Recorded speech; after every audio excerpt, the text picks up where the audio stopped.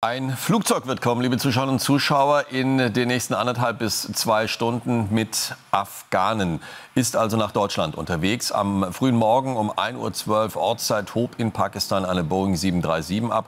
Nach Weltinformationen sollen mehr als 100 afghanische Staatsbürger an Bord sein. Ja, sie sind nach Einschätzung der Bundesregierung besonders gefährdet, wie es heißt. Wie die Bild-Zeitung berichtet, sollen allerdings nur extrem wenige tatsächliche Ortskräfte an Bord sein.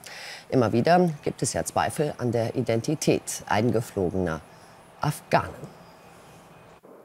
Und die große Kritik eben an diesen Flügen ist auch, dass man gar nicht so genau weiß, zumindest aber die Öffentlichkeit nicht informiert wird, wer sitzt denn in eben diesen Flugzeugen. Alina Quast, du stehst am BER. Wer entscheidet eigentlich darüber, wer in solche Flieger darf und wer nicht? Ja, das ist ein mehrstufiger Prozess und an dem gibt es jetzt Kritik, denn vor allem die Bild-Zeitung hatte darüber gesprochen, wie dieser Prozess aussehen würde. Sie berufen sich da ja auf Kreise im Außenministerium oder zumindest von Regierungsbeamten.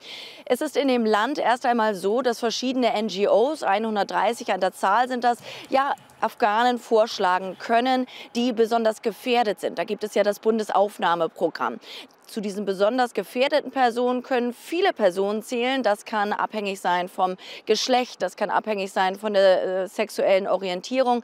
Also da wird dieser Vorschlag gemacht, dann kommt es zu einer nächsten Stufe, zu einer nächsten Stufe und zu einer nächsten Stufe, bis dann erst überhaupt die Sicherheitsbehörden in Deutschland eingeschaltet sind. Und da gibt es jetzt große Kritik dran, denn es heißt, dass es sich oftmals auch um Personen handelt, die dann Pässe vorlegen, die gefälscht sind. Also da beispielsweise zwei Beispiele. Einmal eine Familie, 9-köpfige Familie, die soll da Pässe vorgelegt haben, wo bei allen die Geburtsurkunden, die Geburtsdaten falsch waren und sie durften trotzdem ja an Bord gehen. Oder beispielsweise ein Ehepaar, das eine Heiratsurkunde vorgelegt hat.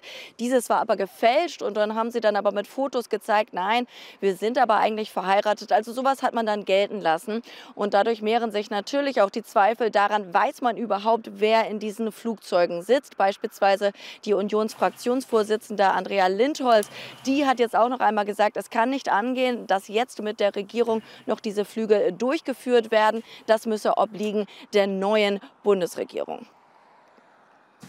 Alina, danke schön.